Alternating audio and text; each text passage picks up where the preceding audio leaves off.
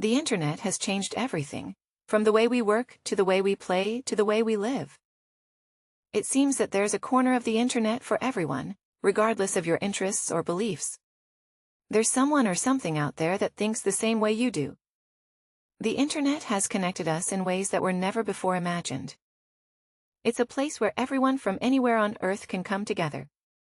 There's so much content on the internet, most of which you don't even know exists. If you want something, anything, whether it be a service or a product, legal or illegal, moral or unethical, the internet has it. You can choose to use this for good or bad.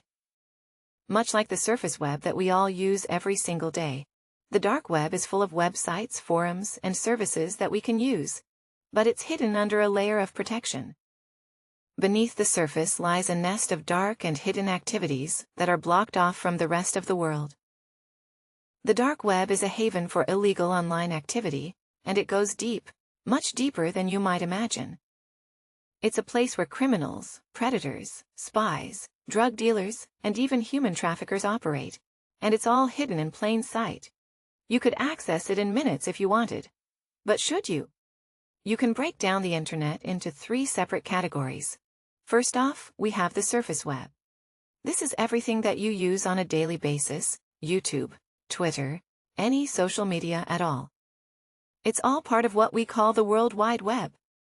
It's relatively easy to find anything on the surface web, as almost everything is indexed by search engines like Google. Every second, over 1,000 photos are posted on Instagram, 8,000 tweets are posted on Twitter, 70,000 Google searches take place, and nearly 100,000 YouTube videos are watched. The surface web seems massive, and in a way, it is. In terms of pure traffic, almost everything you do can be found here. You can look up anyone and find some kind of information about them and their life.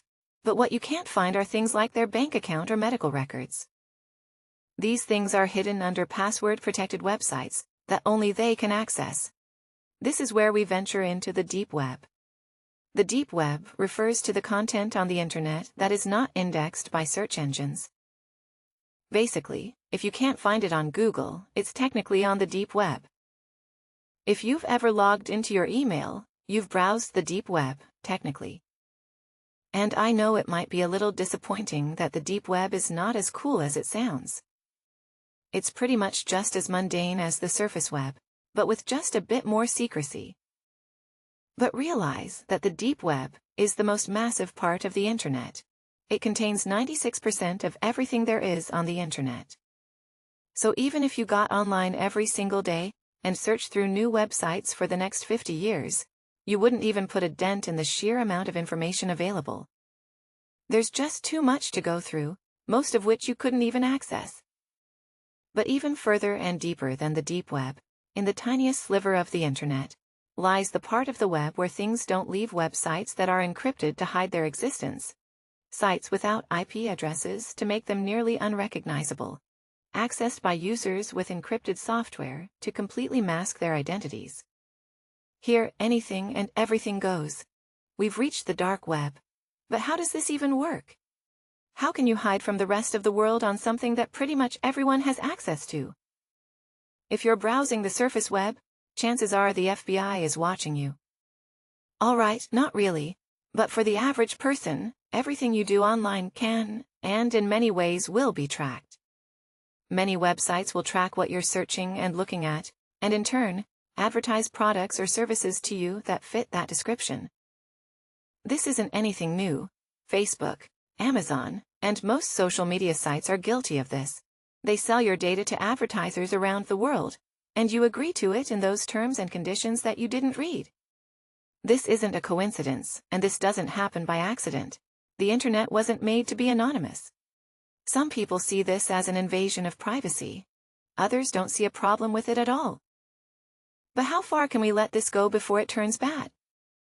Funny enough, the United States government thought this too over 20 years ago. They wanted a system that could protect their communications while online, since the internet wasn't designed for everyone and everything to remain anonymous. In a way, anyone could intercept government transmissions while they were being relayed, and this was unacceptable. So in the mid-1990s, researchers at the U.S. Naval Research Laboratory began working on something called onion routing. Onion routing protects any dataset by essentially wrapping it with multiple layers of encryption, where the innermost layer contains the original message. Look at it like this. Let's say you need to get a message from here to here. But in order to get that message to the end, you have to go through 3 midpoints. We'll call them A, B, and C. The message is then wrapped in 3 layers of encryption. Each layer only knows where the message previously came from and where to send it next, nothing else. So the message, or whatever data that was originally sent, remains hidden. At each midpoint, a layer of encryption is stripped, and the new layer's information tells it where to send the message next. Eventually, after traveling through all the points, the final layer is stripped, and the message is revealed. This type of encryption allows for data to be sent to and from multiple places, without it being vulnerable to interception in between. No one else can see it, only those who are supposed to. Because of onion routing, dark nets like Tor can exist. Dark nets, operating alongside networks like the Internet, require certain software to access. Tor stands for the Onion Router. It's a software named after the technology that made it possible. It seems just like any other normal web browser, but through Tor and other similar dark nets, you can access web pages that aren't available to the general public. The tools and requirements needed to access the dark web are enough to attract different types of users from all around the world. Links to pages don't look like YouTube.com. They don't look familiar whatsoever. Instead, they tend to look like random strings of characters ending, not in com, not in org, but in onion. If you attempt to access these websites through any traditional web browser, it's not going to work, but when using Tor, it will. This is the dark web, your first step into it. At least, this is the hidden wiki. It contains a list of hundreds of different hidden services you can find on the dark web. You can find fake US driver's licenses and passports. You can find illegal weapons. You can find drugs. It's all here, and we're barely scratching the surface. Just like on the surface web, marketplaces are extremely popular on the dark web. Here you can buy things that you may struggle to get elsewhere, like rocket launchers. Now, I don't condone you doing any of this, but if you wanted to purchase things from sites on the dark web, here's how you would do it. Using traditional forms of payment on the dark web doesn't make much sense. Using things such as credit cards can easily be tracked, taking the anonymity of things away. And now look, you're in jail for these reasons. Virtual currency is king. This is where Bitcoin comes in. Due to Bitcoin's almost anonymous nature, its use alongside other cryptocurrencies is pivotal in running any anonymous marketplace. Create a Bitcoin wallet and exchange some of your cash for Bitcoin. You now have your anonymous currency to do almost whatever you want with it.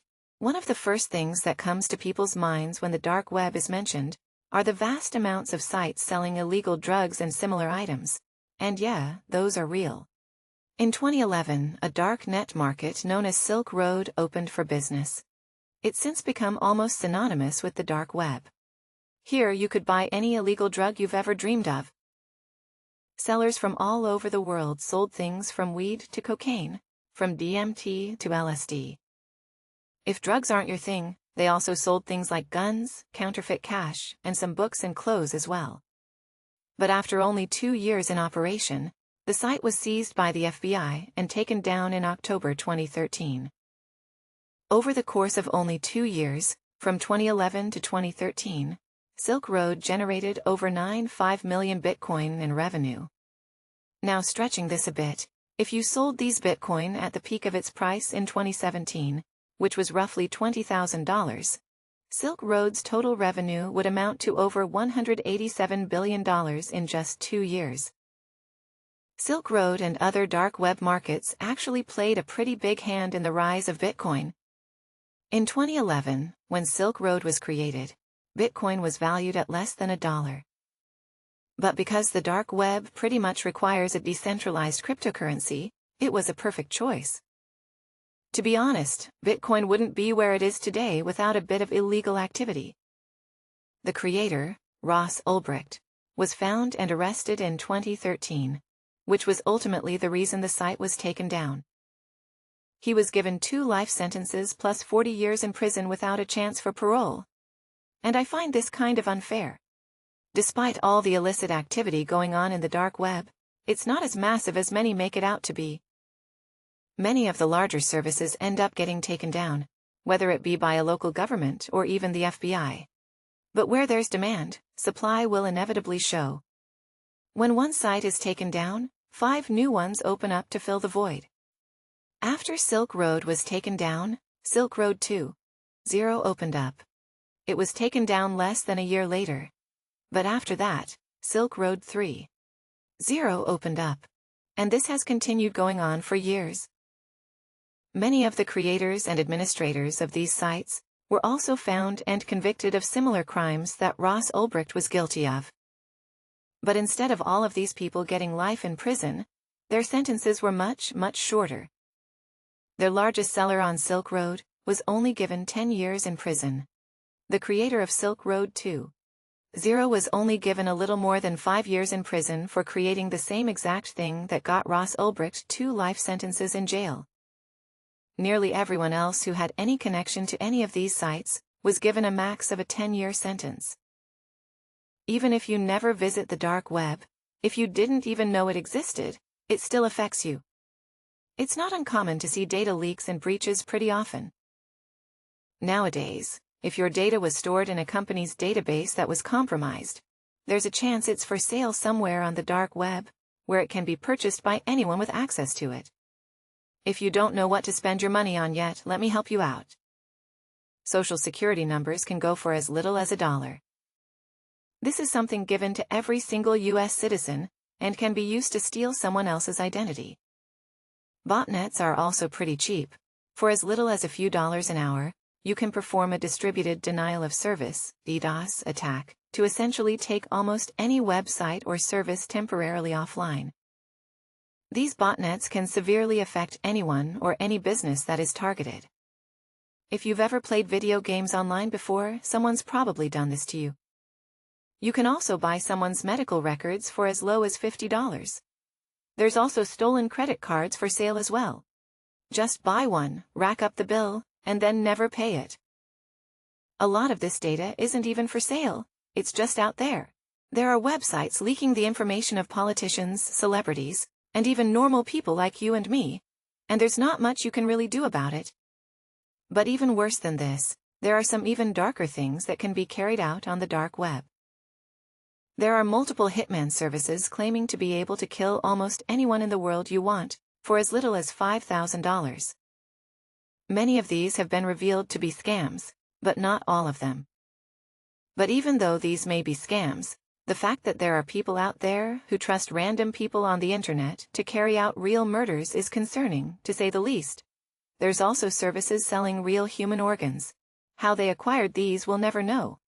But if you need one, they're there.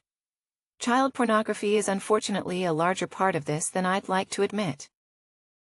Sites such as Lolita City and Playpen have been taken down, but during their peaks, sites like these had over 200,000 users.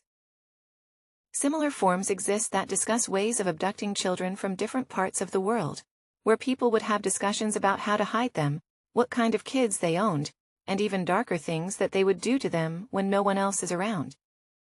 This is only a small look into this deep and dark corner of the internet. The lack of rules here allows anything to exist. The deeper you go, the scarier things you'll find. But yet, despite all of these things that exist on the dark web, roughly half of all the funding for Tor still comes from the United States government, which is actually astounding when you consider the reputation that the dark web has. A lot of people that have been arrested and thrown in prison for illegal activities on the dark web don't even seem physically threatening whatsoever.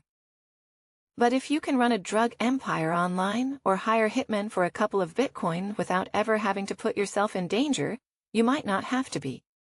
These are people you could see walking down the street. These are people that are in line behind you at the grocery store.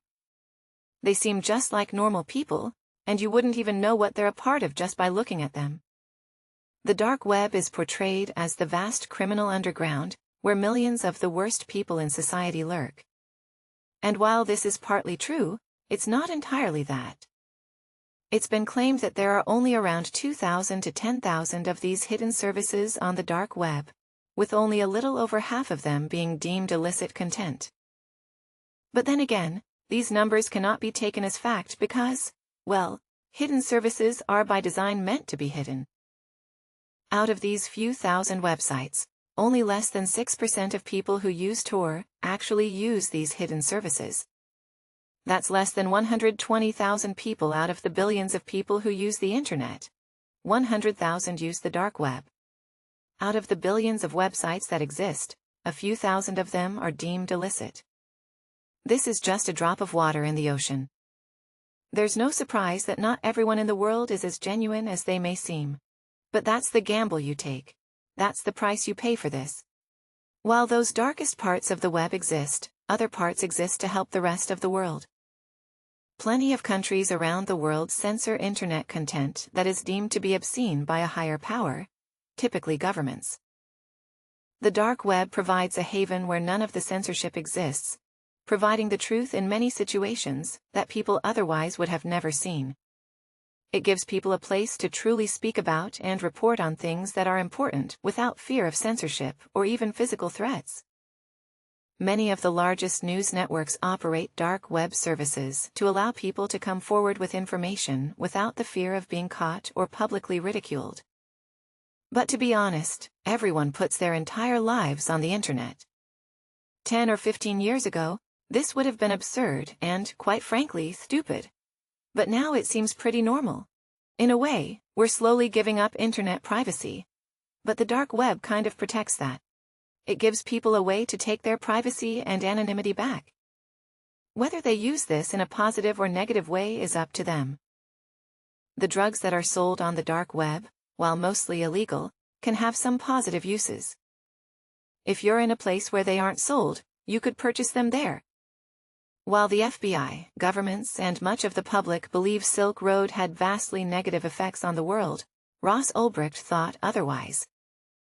He believed he was doing the world a service, rather than contributing to the violence that can result from the trading and dealing of illegal drugs. Silk Road provided a safer, more genuine experience, which brought opportunity to the masses and protected people as opposed to putting them at risk. But despite this, despite his apparent peaceful and non-harming nature, he was one who actually used these hitman services on the dark web, in attempts to have 6 different people killed. It all depends on how you view it, and how open you are to interpretations. The dark web doesn't have to be a terrible place. It's only scary if you go looking for things that you don't want to see. You can't necessarily get rid of them, but you can avoid them. There are some things that the average person just shouldn't see. If you don't want to fall victim to this, I'd stay away from the dark web. Whether or not you believe it's as bad as it's made out to be, if this is the first time you're hearing about it, you probably don't know what you're getting into, and once you're in, you aren't leaving.